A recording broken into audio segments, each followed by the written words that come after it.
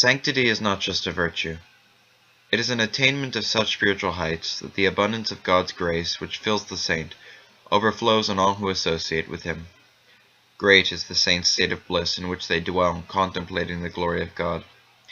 Being filled with love for God and man, they are responsive to man's needs, interceding before God and helping those who turn to them. Thus describing the ancient saints, Vladika John simultaneously summarized his own spiritual attitude, which made him one of the greatest saints of our time. Michael Maximovitch, the future Archbishop John, was born on June 4, 1896, in the village of Adamovka, in the province of Kharkov, in southern Russia. He was a member of the Little Russian noble family of Maximovitch, to which St. John of Tobolsk also had belonged. He received at baptism the name of Michael, his heavenly protector being the Archangel Michael. He was a sickly child and ate little. He received his secondary education at the Poltava Military School, which he attended from 1907 to 1914. Upon completing military school, he entered Kharkov Imperial University in the Faculty of Law, from which he graduated in 1918, before it was seized by the Soviets. Kharkov, where Vladika spent his formative years, was a true town of Holy Russia, and the young Michael, impressionable to revelations of holiness, acquired there the pattern of his future life. There were two miraculous icons of the Mother of God, which were carried in a religious procession twice a year from the monasteries where they were treasured to the Dormition Cathedral. In the Protection Monastery, in a frescoed grotto underneath the altar, lay the remains of the Holy Archbishop Milete Leontovich, who after his death in 1841 rendered miraculous help to those who served a panikada for him at his coffin. Even during his lifetime, the Archbishop was venerated for his severe asceticism, especially for the ascetic feat of abstaining from sleep. He was known to spend nights on end standing motionless, with lifted arms deep in prayer. He foreknew the day and hour of his own death. The young Maximovitch was known to have a veneration for this holy hierarch. Today Archbishop John may be seen to resemble the holy man of Kharkov in at least 3 respects. He was known not to have slept in a bed for 40 years.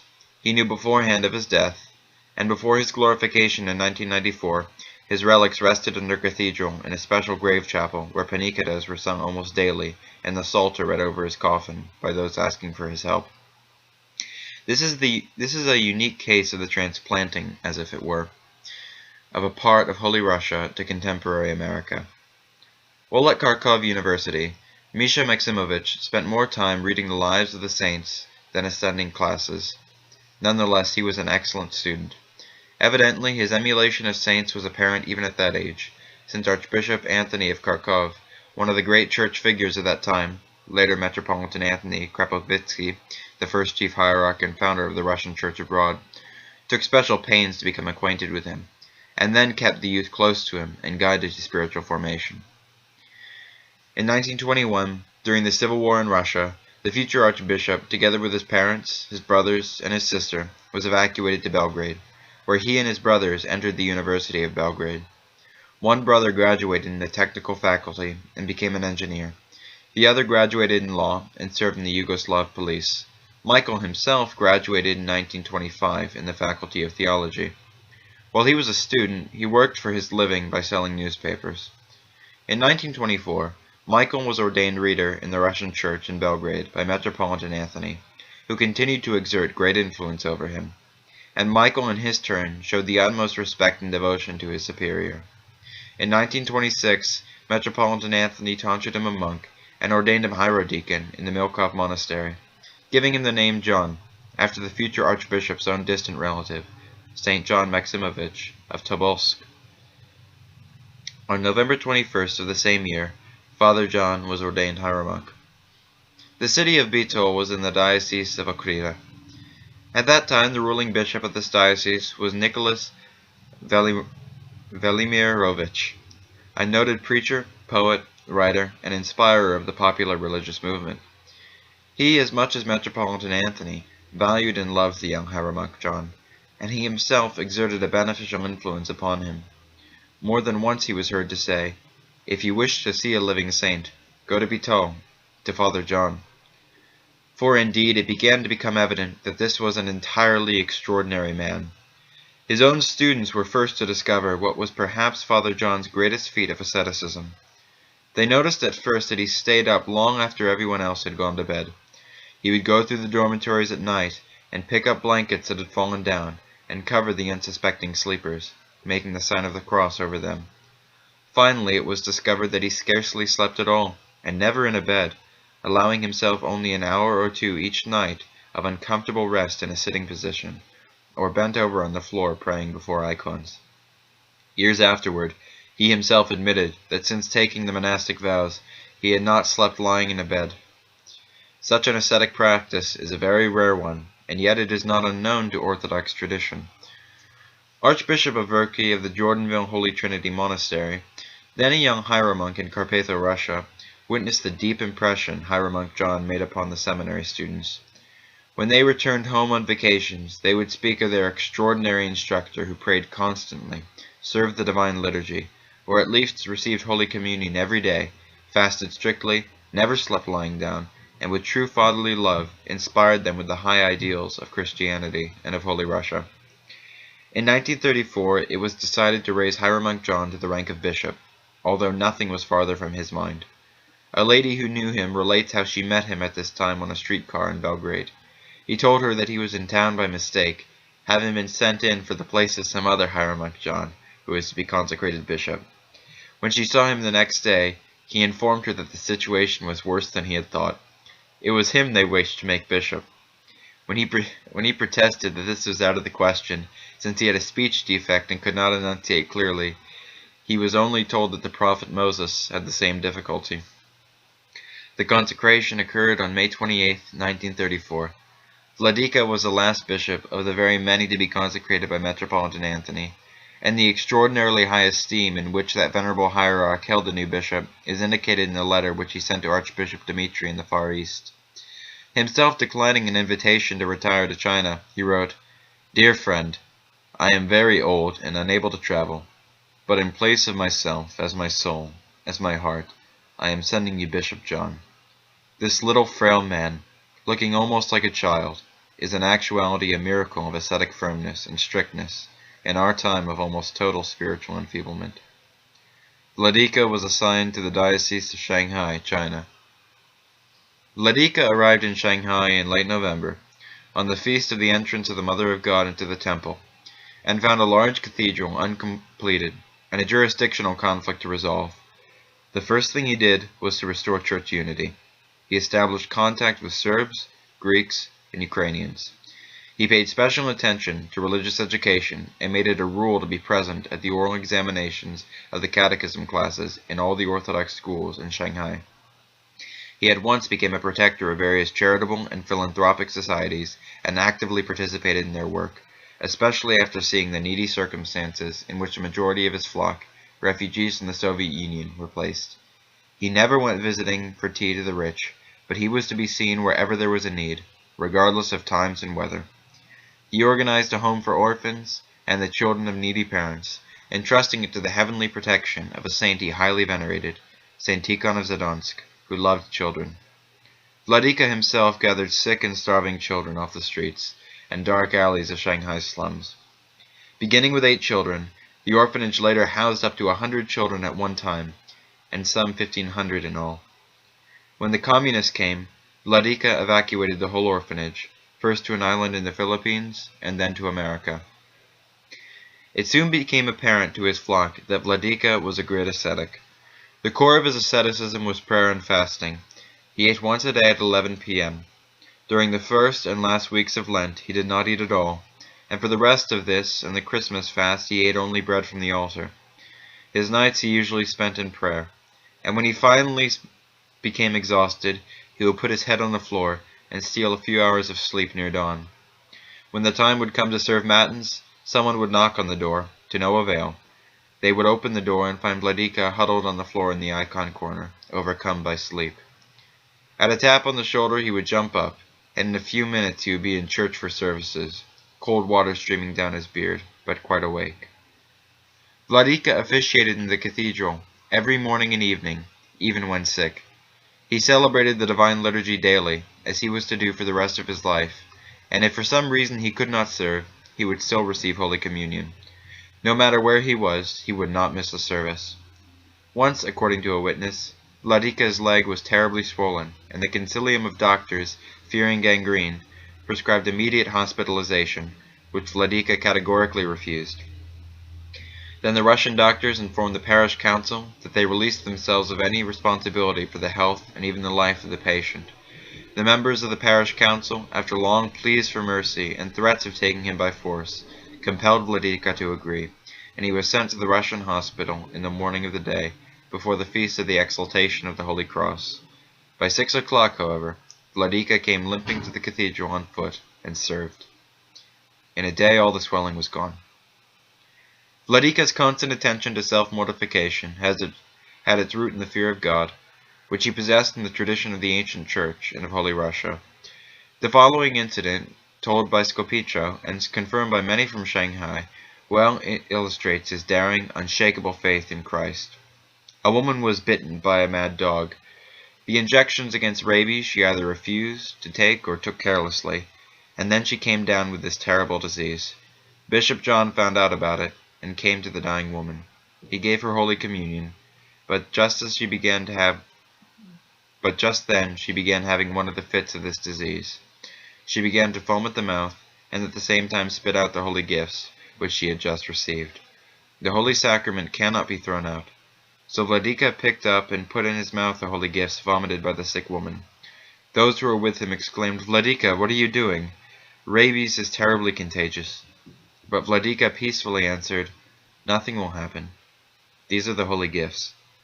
And indeed, nothing did happen. By now it had become known that Vladika was not only a righteous man and an ascetic, but he was also so close to God that he was endowed with the gift of clairvoyance, and there were healings by his prayers. A striking account, told by an eyewitness, Lydia Leo, testifies to Vladika's spiritual height. Vladika came to Hong Kong twice. It's strange, but I, not knowing Vladika then, wrote him a letter asking him to help a widow with children, and I also asked him about some personal spiritual matter, but I never received an answer. A year passed. Vladika came to Hong Kong, and I was in a crowd that went to meet him in church. Vladika turned to me and said, "It is you who wrote me the letter." I was astonished, since Vladika had never seen me before. A Molybden was sung, after which Vladika, standing before a lectern, was delivering a sermon. I was standing next to my mother, and we both saw a light surrounding Vladika down to the lectern, a radiance around him a foot wide. This lasted a rather long time.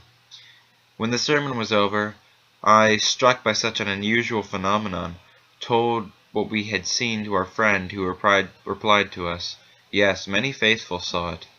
My husband, who was standing a little way off, also saw this light. A similar event occurred in 1939, when a certain parishioner began to lose her faith due to many tribulations which had befallen her. Once, upon entering the church during Vladika's service, she witnessed during the transformation of the Holy Sacraments a little flame, in the form of a large tulip, descended into the chalice. After this miracle her faith returned, and she began repenting of her faint-heartedness. Vladika visited prisons and celebrated the Divine Liturgy for the convicts. On one occasion in Shanghai, Vladika John was asked to give communion to a dying man in a Russian hospital. This time he took another priest with him. On his arrival he spotted a gregarious young man in his 20s playing a harmonica.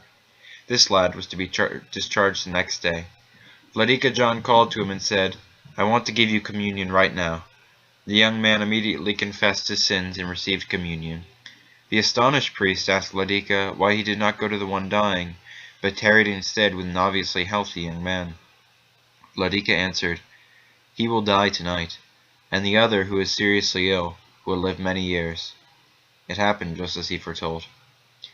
Vladika loved to visit the sick and did it every single day, hearing confessions and giving Holy Communion. If the condition of a patient should become critical, Vladika would go to him at any hour of the day or night to pray at his bedside. Here is one undoubted miracle among the many worked by Vladika's prayers. It was recorded and placed in the archives of the county hospital in Shanghai. One was very much taken by the sport of horse racing. Once she was thrown off her horse, she hit her head on a rock and lost consciousness. She was brought to the hospital unconscious. A consilium of doctors agreed that her condition was hopeless, and it was not likely that she would live until morning. The pulse was almost gone. The skull was fractured in places so that small pieces of the skull were pressing on the brain. In such a condition, she would die on the operating table.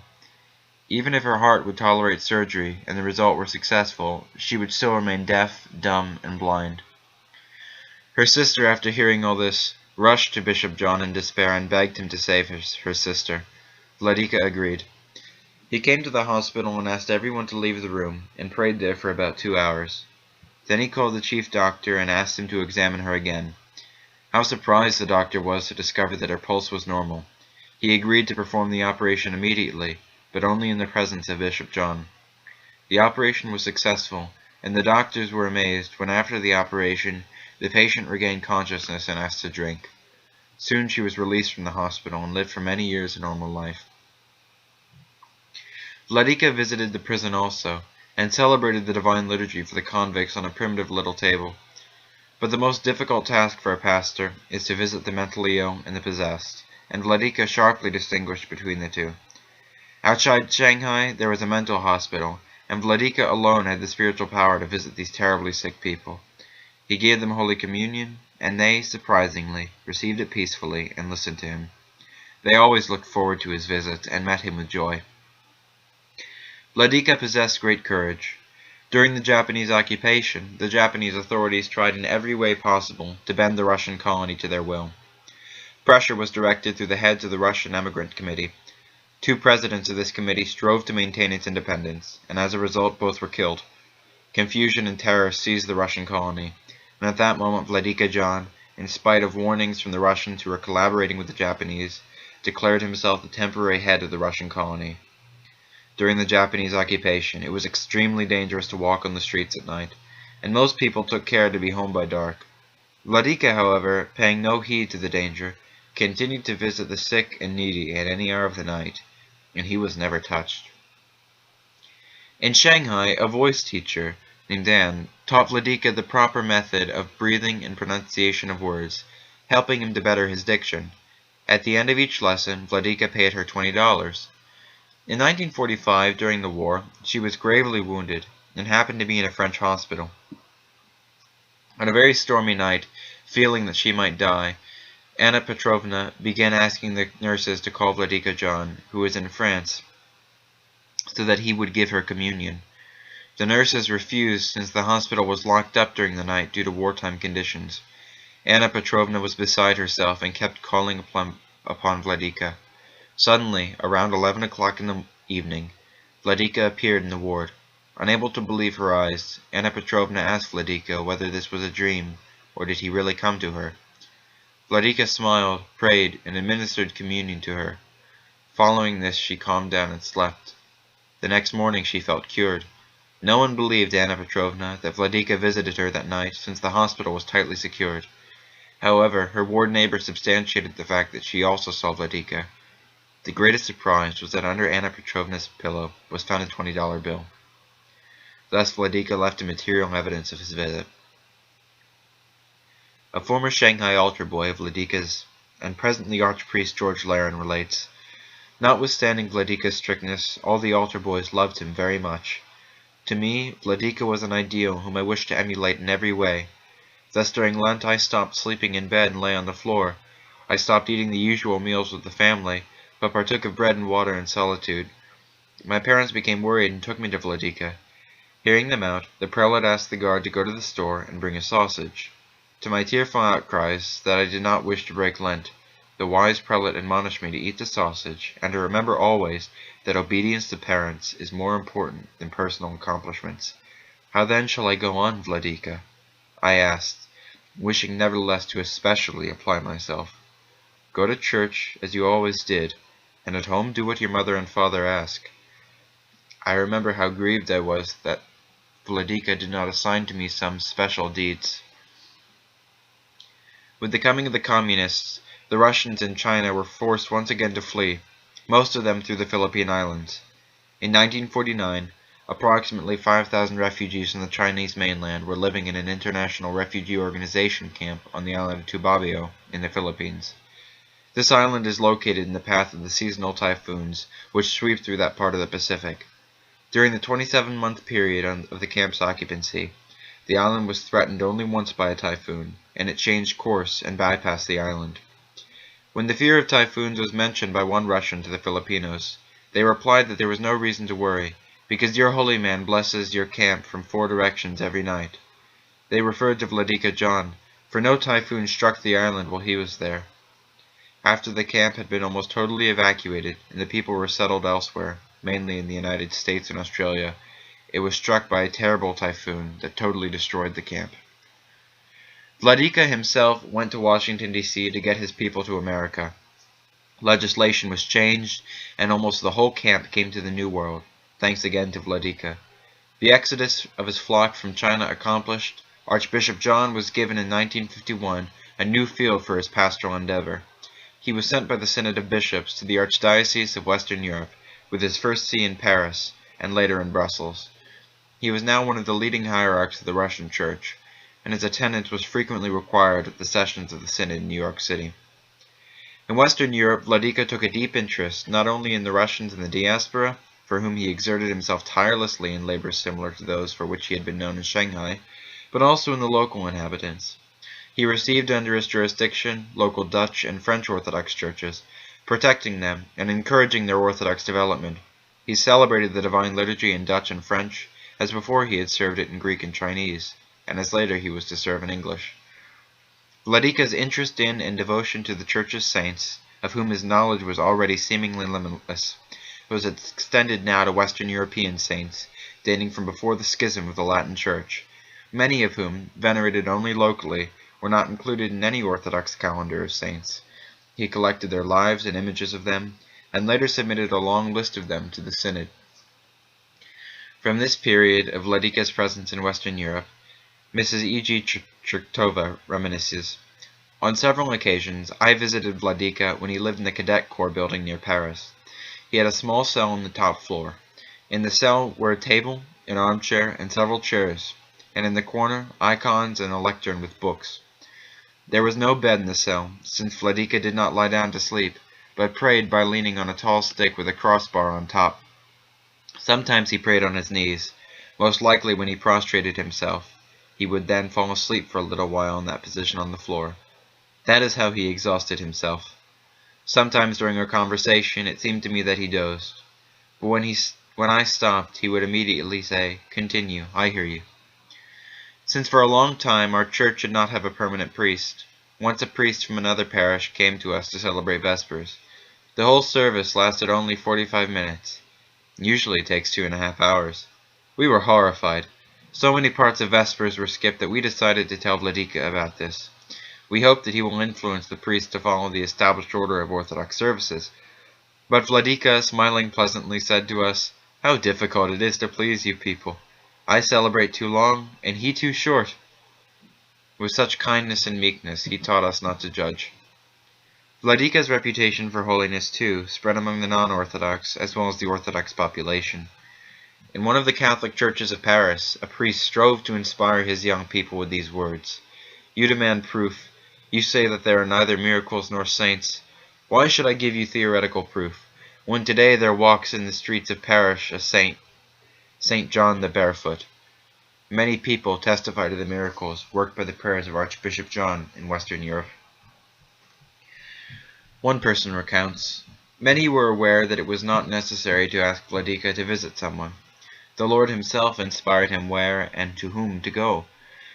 Vladika John was known to many in the French hospitals, and was admitted therein at any time. Besides, Vladika unerringly directed his steps to where he was needed. My brother was once taken to the hospital after receiving his hand wound. The X-ray revealed a large fracture of the skull. His eyes swelled and became sanguinous. He was in critical condition. Vladika, who did not know my brother, somehow found him in the hospital, prayed over him, and gave him communion. When my brother underwent a follow-up of head X-rays, there was no fracture to be found. My brother recuperated very fast. The doctor was dumbfounded. In San Francisco, where the cathedral parish is the largest in the Russian church abroad, Vladika's lifelong friend, Archbishop Tikhon, retired due to ill health, and in his absence the construction of a great new cathedral came to a halt as a bitter dispute paralyzed the Russian community.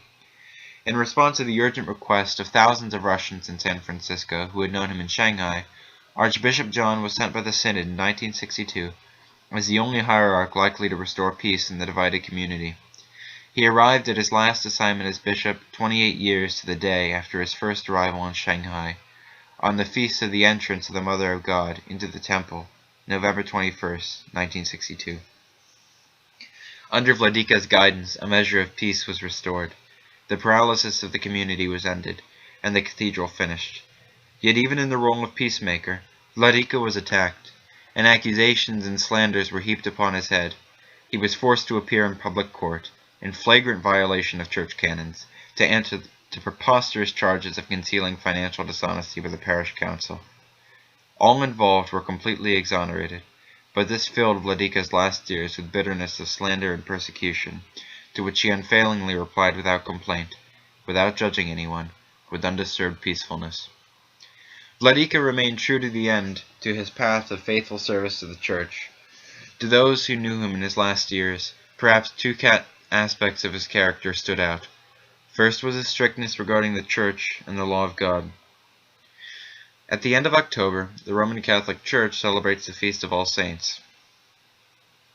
There is a tradition that during the preceding night, the dark spirits celebrated their own festival of disorder. In America, this celebration called Halloween has become an occasion on which children make mischief, dressed in costumes of witches, devils, ghosts, and ghosts. A group of Russians organized on this night a Halloween ball. In the San Francisco Cathedral at this time was the all-night vigil celebrated, and a number of people were absent, to the great sorrow of Vladika. After the service, Vladika went to the place where the ball was still in progress. He climbed the steps and entered the hall, to the absolute astonishment of the participants. The music stopped, and Vladika, in complete silence, glared at the dumbfounded people, slowly and deliberately making the round of the entire hall, staff in hand. He spoke not a word, and none was necessary. The mere sight of Vladika stung the conscience of all, as was evident from the general consternation. Vladika left in silence, and the next day in church he thundered his holy indignation, and his flaming zeal calling all to the devout Christian life. Yet Vladika is not best remembered by his flock for his sternness, but rather for his gentleness, his joyfulness, even for what is known as foolishness for Christ's sake. The most popular photograph of him captures something of this aspect of his character. It was especially noticeable in his conduct with children. After services, he would smile and joke with the boys who served with him, playfully knocking the mischievous ones on the head with his staff. Occasionally, the cathedral clergy would be disconcerted to see Vladika, in the middle of service, though never in the altar, bend over to play with a small child. And on feast days, when blessing with the holy water was performed, he would sprinkle the faithful, not on the top of the head as is usual, but right in the face, with a noticeable glint in his eye and total unconcern at the discomfiture of some of the more dignified. Children were absolutely devoted to him, despite his usual strictness with them. One woman recounts, "My sister Ksenia, who lived in Los Angeles, suffered for a long time with a painful hand. She sought physicians, tried home remedies, yet nothing helped. She finally decided to turn to Vladika John and wrote to him in San Francisco. Some time went by and the hand was healed. Ksenia began to forget about the previous pain in her hand. On one occasion, when she visited San Francisco, she went to the cathedral for services. At the end of the service, Vladika John held the cross to be kissed. On seeing my sister, he asked, 'How is your hand?' But Vladika had just seen my sister for the first time. How then did he recognize her, and know that it was her who had a painful hand?" Another woman recollects, "My sister Musia and I had got into an accident. A drunken young man was driving toward us. He struck the door with great force on the side where my sister was sitting. The ambulance was called and she was taken to a hospital. Her condition was very serious. A lung was punctured and a rib broken, which caused her great pain. Her eyes were invisible in her swollen face. When Vladika visited her, she lifted her eyelid with her finger, and upon seeing him took his hand and kissed it. She could not speak since she had a trachectomy, but tears of joy flowed from her eyes. After that, Vladika visited her several times, and she began to get better. Once Vladika entered the ward and announced, "Musia is feeling very poorly now." He then went to her, and closing the drape around her bed, he prayed for a very long time. During his prayer, we were approached by two physicians, and I asked them how serious was my sister's condition, and if I should summon her daughter from Canada. We had not yet informed the daughter of her mother's accident. The physicians answered, "To call or not to call your family is your problem. We cannot guarantee that she will survive until the morning."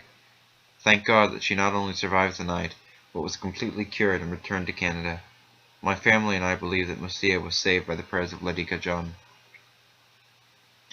Vladika's life was governed by the standards of the spiritual life, and if this upset the routine order of things, it was in order to jolt people out of their spiritual inertia and remind them that there is a higher judgment than the world's.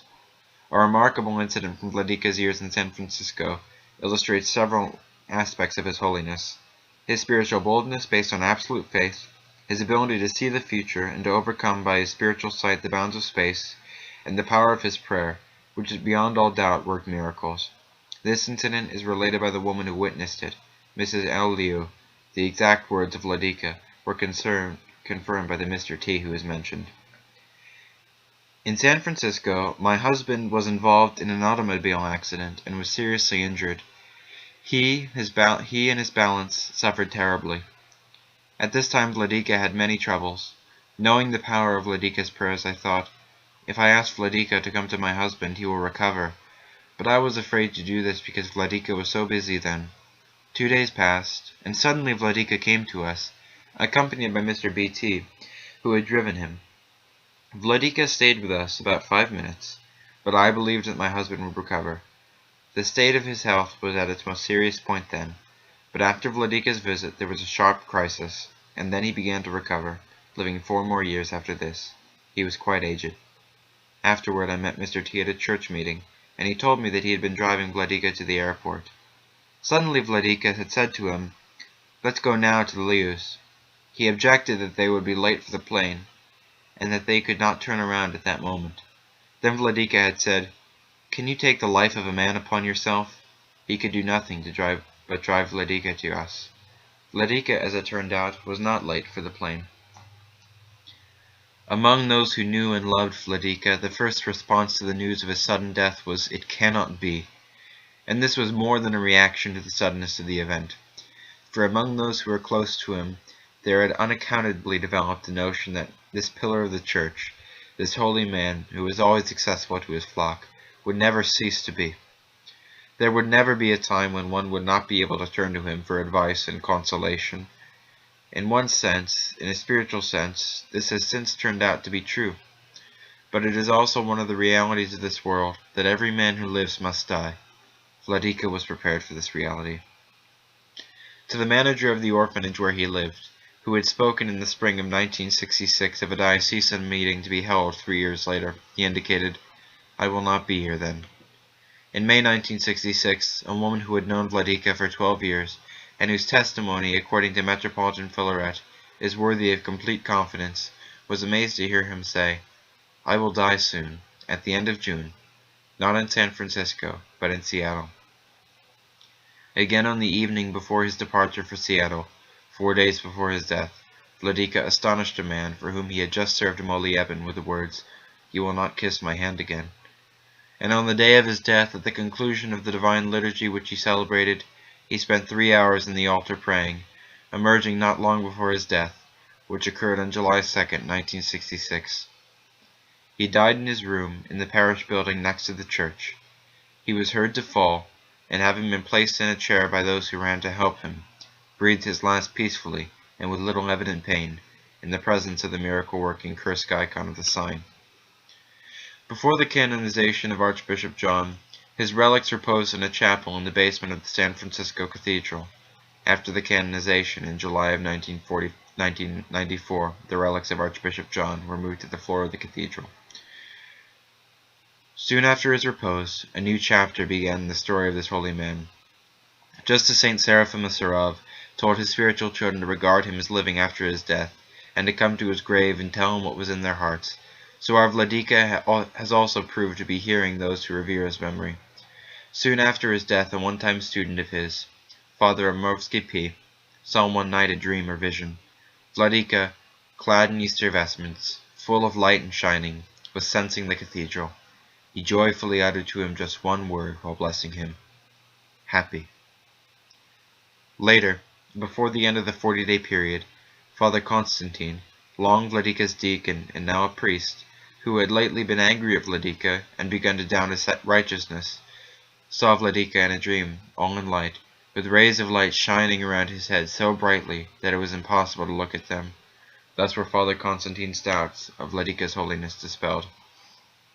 The manager of St. Tikhon of Zadonsk home, and long a devoted servant of Vladika, M.I. Shamakhtova, saw a remarkable dream. A crowd of people carried Vladika in a coffin into St. Tikhon's church. Vladika came to life and stood in the royal doors, anointing the people and saying to her, "Tell the people, although I have died, I am alive." As during his lifetime, Vladika continues to be very active in helping those who need him. Here are just two of the thousands of cases of Vladika's miracles. Victor Boyton, who witnessed the healing of his friend by Vladika John, recounts, "The miracle occurred after I had received the copyright to the English publication of Orthodox Life from Jordanville, New York, which included photos of Vladika John. I had a friend, a Muslim from Russia, who was suffering from leukemia and was losing his sight. The doctors concurred that in 3 months' time he would be blind. Placing the picture of Vladika John by my vigil light, I began to pray daily for my friend. After a short period of time, my friend was healed from the leukemia and began to see normally. The eye doctors were amazed at this occurrence. From then on, my friend has led a normal life and reads without impediment." The Archpriest Stefan Pavlenko recollects, "My brother Paul, although not in the military, lived for some years in Vietnam. There he sought children who were wounded or orphaned due to the then continuing war. He placed them either in orphanages or hospitals. Thus he became close with his future wife, a certain Vietnamese, Kim En, who was also involved with helping the unfortunate children. My brother introduced Kim to the Christian faith and to the lives of many of God's saints. She told my brother that during her very difficult times there appeared to her in her dreams a certain monk who consoled her and told her what to do. Once, toward Easter time, I sent my brother some cassettes of monastic songs, as well as some books and journals of a spiritual context. Having received my parcel, and having shown the spiritual literature to Kim, he was surprised, when upon seeing the cover of a certain journal she exclaimed, 'This is the monk who appears to me in my sleep.' She pointed to a well-known picture of Vladika John, taken among the graves of the New Deveva Monastery in Spring Valley, New York. Kim was baptized in the Orthodox Church with the name Kira. Blessed Archbishop John of Shanghai and San Francisco was canonized as a saint by the Russian Church on July 2, 1994. It was a wonderful and unforgettable event to which hundreds of clergy and many thousands of laymen came from all over the world. The importance of St. John for the people of the 20th century cannot be underestimated. Those who knew him personally or have read about his life and miracles have learned of the tremendous spiritual power embodied in this frail little man. God was drawn to the burning, loving heart of Vladika John, which became a vessel of his grace. He entrusted the saint with heavenly secrets and the ability to transcend physical laws, making him a point of contact between himself, the Creator, and us, his creatures. There can be no doubt that Vladika John has been sent by God as a gift of holiness to the people of the last days. At a time when imitation has become the norm in all aspects of life, when the authentic spirit of the Christian faith has been so hidden that most are oblivious of its very existence, he can be seen as a model of genuineness. Vladika John has set the right tone of true apostleship in the modern world. As more people are drawn into the Orthodox Church of Christ, may they look to him as their loving guide and as a pastor who knows no death. He is a kind of measuring stick that indicates who and what is real in our confusing times. The unit of measure is nothing other than pure Christian love, which he possessed and distributed in abundance. With this love, the intense struggle of spiritual life becomes worth the effort. By the prayers of St. John, may God bless us and save us. Amen.